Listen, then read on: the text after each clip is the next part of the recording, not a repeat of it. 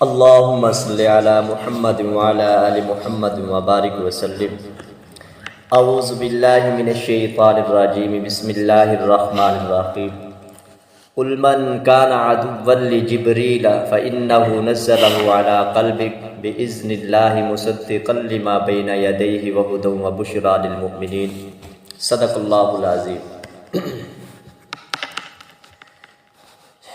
یہ آیت ایک واقعہ کے بعد اللہ رب العزت نے نازل فرمائی کہ مدینہ منورہ کے تقریباً 3 دن کی مسافت پر ایک علاقہ ہے فدق. فدق کا ایک بہت بڑا شہر ہے. مدینہ سے اگر آدمی پیدل چلتا رہے تو 3 دن لگتے ہیں. تو وہاں پر ایک آدمی تھا عبداللہ بن سوریہ. یہ یہودیوں کا بہت بڑا عالم تھا, یہودیوں کا پیشوا تھا, اور وہ ان کو پڑھاتا تھا. جس طرح ہمارے بہت بڑے عالم ہیں, مولانا طارق جمیل صاحب ہیں, مفتی تقی عثمانی صاحب ہیں, وہ بھی اس کا بھی بہت بڑا یہودیوں کے اندر نام تھا, مقام تھا. تو دور دور سے لوگ جاتے, ان سے ملنے جاتے, زیارت کے لیے جاتے, اور وہ لوگوں کو الٹی سیدھی باتیں بتاتا, سکھاتا اور کہتا کہ جا کے محمد سے سوال کرو, اور حضرت ابوبکر صدیق سے سوال کرو, حضرت عمر فاروق سے اس طرح سے سوال کرو. تو وہ کیا جواب دیتے ہیں؟ اس طرح کی وہ الٹی سیدھی باتیں ان کو پڑھاتا رہتا تھا. تو وہاں اس فدق شہر کے اندر اس کا بہت بڑا کالج بھی تھا, تو اس میں بھی یہ پڑھاتا تھا.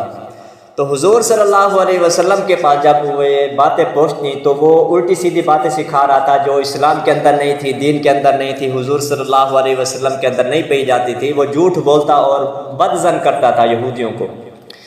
تو آپ صلی اللہ علیہ وسلم وہاں تشریف لے گئے کہ جو لوگ میرے پاس نہیں آتے, اپنی غلط فہمیوں کو دور نہیں کرتے, تو میں خود چلا جاتا ہوں وہاں پہ, جا کے ان کو تبلیغ کرتا ہوں, اپنے دین و شریعت کی اصلیت بتاتا ہوں, ہمارا جو اصل کام ہے وہ بتاتا ہوں. وہ جو ان کا دماغ خراب کر رہا ہے اس طرح کی باتیں کر کے, اور ان کو ہمیں بدنام کر رہا ہے, اور جا کے میں وہاں ان سے یہ بات کرتا ہوں. تو آپ صلی اللہ علیہ وسلم وہاں چلے گئے, تشریف لے گئے. تو اس کالج میں اتفاق سے وہ عبداللہ بن سوریہ یہودیوں کا بڑا عالم وہ بھی وہاں موجود تھا. تو وہاں سوال و جواب ہوتے رہے. تو لوگ بڑے حیران ہوئے کہ دین جو مسلمان ہیں ان کے اندر جو باتیں نہیں تھی تو اس نے ہمیں وہ بتاتا رہا اور ہمیں ان سے بدنام کرتا رہا. اکثر آج کل بھی ایسے ہوتا ہے کہ ایک لوگوں کو سن کے, ایک آدمی کو سن کے دوسروں کو ہم سنتے نہیں ہیں, جس کی وجہ سے ہم بد ظن ہوتے ہیں, ان کو گالیاں دیتے ہیں. تو ایک لاہور کے اندر آدمی تھا, بڑا نیک تھا, ماسٹر تھا یا بہت بڑا ڈاکٹر تھا, دل کا وہ صاف تھا. تو اس کو کچھ لوگوں نے بتایا مولانا قاسم نانوتوی رحمۃ اللہ علیہ کے بارے میں, یہ وہابی ہے, یہ بہت بڑا گستاخ ہے, اس نے کتاب لکھی, اس میں بہت بڑی حضور صلی اللہ علیہ وسلم کی شان میں گستاخیاں کی ہیں. تو وہ آدمی ٹھیک تھا, دل کا صاف تھا, کیونکہ اس کو حضور صلی اللہ علیہ وسلم سے محبت ہے. جو بھی مسلمان ہو اس کے دل میں حضور صلی اللہ علیہ وسلم کی محبت تو ضرور ہے. تو اس کو یہ پڑھایا ہوا تھا, لوگوں نے بتایا ہوا تھا کہ یہ بندہ ٹھیک نہیں ہے, اس نے حضور صلی اللہ علیہ وسلم کی شان میں گستاخی کی ہے. مولانا قاسم نانوتوی رحمۃ اللہ علیہ کے بارے میں بتایا ہوا تھا. تو وہ بہت برا بلا کہتا مولانا کو اور اس کو گالیاں دیتا. تو ایک دن اتفاق سے لائبریری میں گیا جہاں کتابیں بکتی ہیں, کتابوں والی دکان میں. وہاں اس نے وہ کتاب پڑھی جس کا وہ نام لیتے تھے تحذیر الناس. اس نے کہا کہ میں پڑھ کے دیکھوں تو صحیح اس میں اس نے کیا کیا گستاخیاں کی ہیں حضور صلی اللہ علیہ وسلم کی.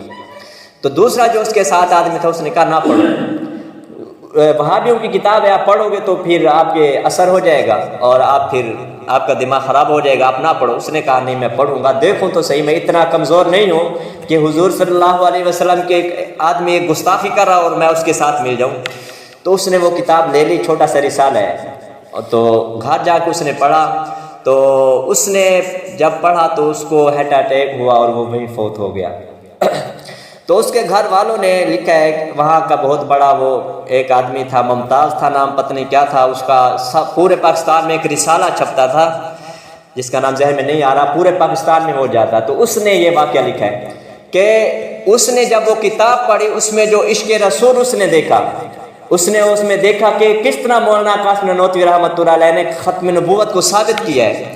تو وہ جو بد ظن تھا, اس سے بغض رکھتا تھا, اس نے دیکھا کہ یہ تو بہت بڑا اللہ والا ہے, میں نے اسے بغض رکھ کے، اور اس نے یہ اس طرح، اس آدمی کی طرح تو کوئی اور عاشق رسول شاید ہو بھی نہ جس طرح یہ آدمی عاشق رسول ہے، تو میں اس اتنے بڑے اللہ والے کو گالیاں دیتا رہا، اس سے میں نے بغض رکھا، تو اس وجہ سے اس کو ہارٹ اٹیک اور فوت ہو گیا۔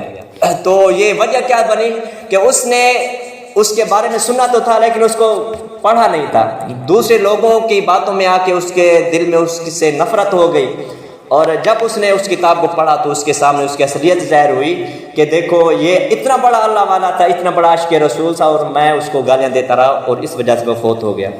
مولانا قاسم نانوتوی رحمۃ اللہ علیہ، ان کے بارے میں آتا ہے کہ جب عمرہ کے لیے گئے، عمرہ کرنے کے لیے، تو حضور صلی اللہ علیہ وسلم سے اتنی محبت تھی کہ جب مدینہ منورہ کی سرزمین شروع ہوئی تو مولانا قاسم نانوتوی رحمۃ اللہ علیہ نے جوتے اتار کے اپنے بغل میں لے لیے، تو ساتھ خادم تھا، اس نے کہا حضرت یہاں تو پتھریلی زمین ہے، آپ کے پاؤں زخمی ہو جائیں گے، تو آپ نے جوتا کیوں اتار دیا؟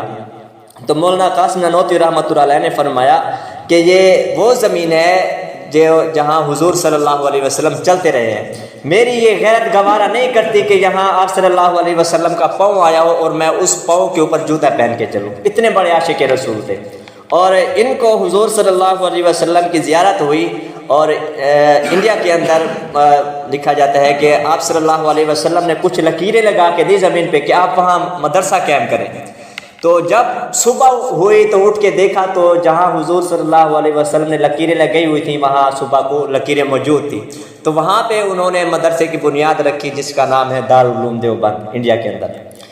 تو ایک فرقے کی یا ایک لوگوں کی باتیں سن کر ہمیں ان سے بغض نہیں رکھنا چاہیے، دوسروں کے پاس بھی جانا چاہیے جس کے بارے میں وہ بتا رہے ہیں، غلط فہمیوں کو دور کرنا چاہیے۔ اگر واقعی ان کے اندر وہ باتیں پائی جاتی ہیں پھر تو ہم ان سے بغض رکھے، دشمنی رکھے، وگرنہ ہمیں اپنی اصلاح کرنی چاہیے۔ تو اس یہودی نے اس طرح بدنام کیا ہوا تھا، جب آپ صلی اللہ علیہ وسلم وہاں پہنچے کالج میں، ان سے باتیں ہوئی، سوال و جواب ہوئے، تو لوگوں کے اوپر باتیں کھل گئی کہ یہ ہمیں گمراہ کر رہا تھا حضور صلی اللہ علیہ وسلم کے بارے میں، ان کے اندر وہ باتیں تھیں نہیں لیکن یہ ہمیں بتا رہا تھا۔ تو ان سے سوال و جواب ہوتے رہے، تو آخر میں اس نے کہا کہ آپ کے پاس وہی کون لے کے آتا ہے؟ اس یہودی نے کہا، تو آپ صلی اللہ علیہ وسلم نے فرمایا کہ جبرائیل علیہ السلام لے کے آتے ہیں۔ تو اس نے کہنے لگا یہ تو ہمارا بڑا دشمن ہے، اس کو تو ہم مانتے نہیں ہیں جبرائیل کو۔ کیوں بھائی؟